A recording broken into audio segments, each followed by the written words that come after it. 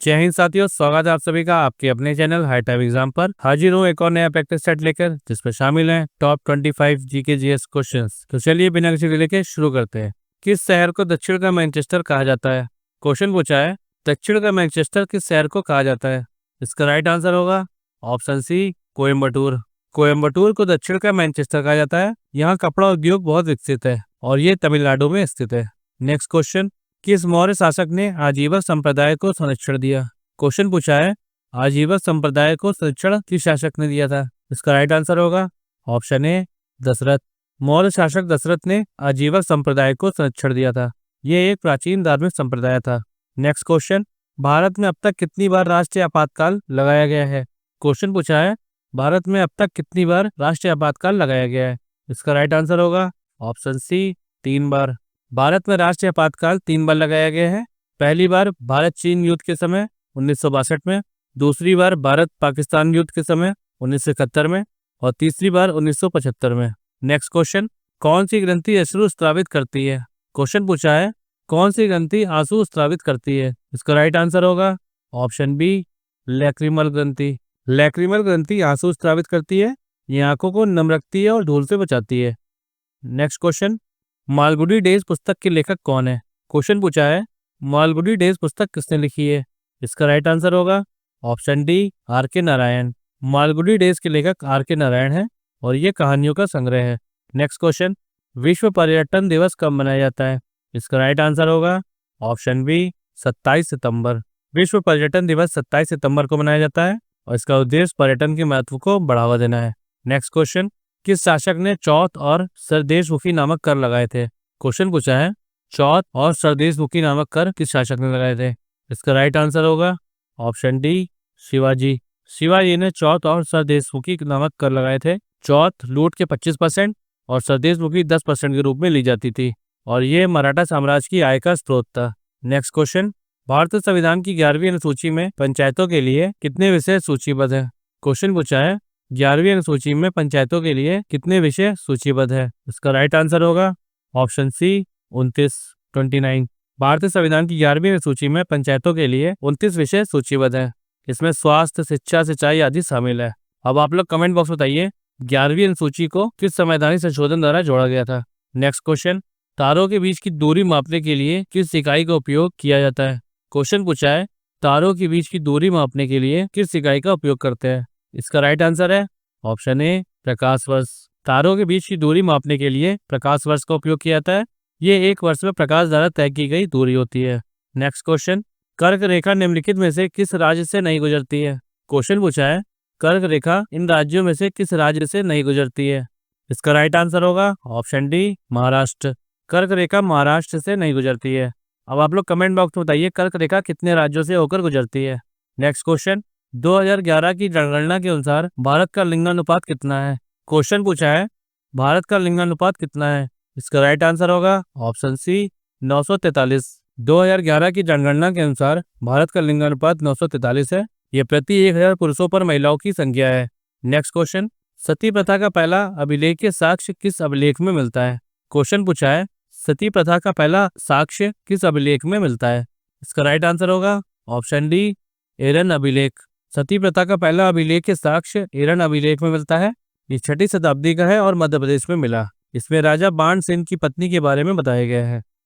Next question, Bharat का कौन सा राज्य समान नागरिक संहिता को लागू करने वाला एकमात्र राज्य है?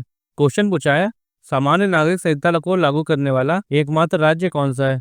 इसका राइट आंसर होगा option C, Goa.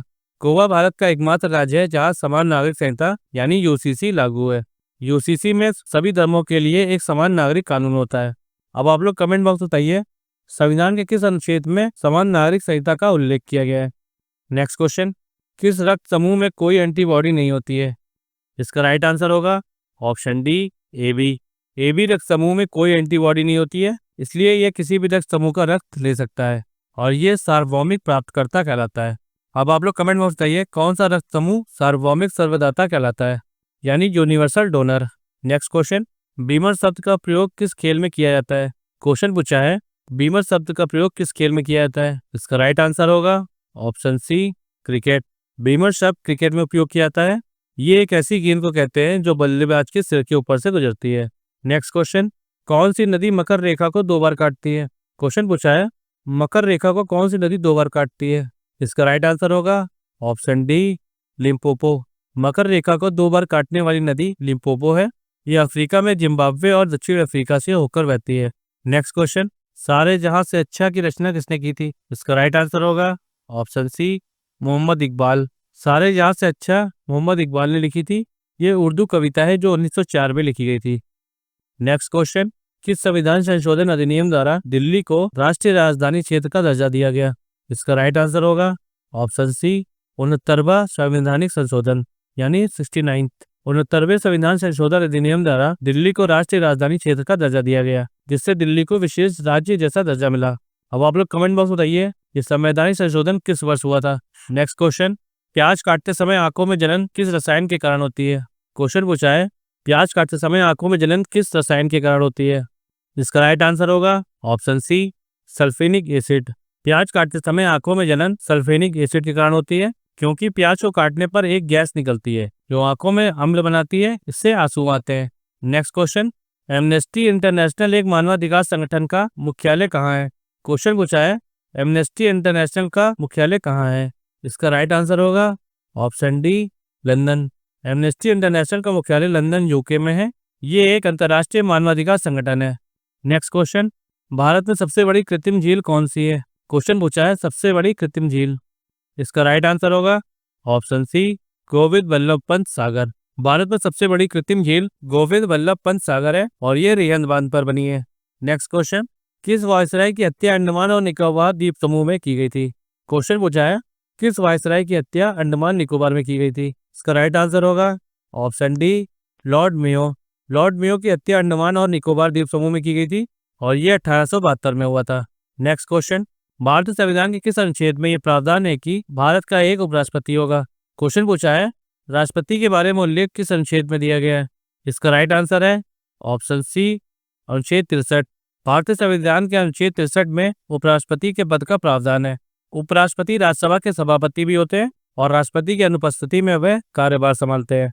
Next question, मानव शरीर में विटामिन ए कहाँ संग्रहित होता है? क्वेश्चन पूछा है, विटामिन ए कहाँ संग्रहित होता है शरीर में? इसका राइट आंसर है ऑप्शन सी, यकृत यानी लीवर।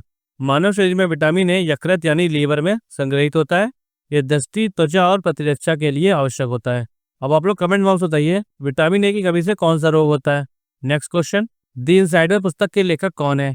इसका राइट आंसर होगा option D, PV Narasimha Rao. The insider पुस्तक पीवी नरसिम्हा राव ने लिखी है। ये भारत के पूर्व प्रधानमंत्री की आत्मकथा है। इसमें 1991 के आर्थिक सुधारों का वर्णन किया गया है।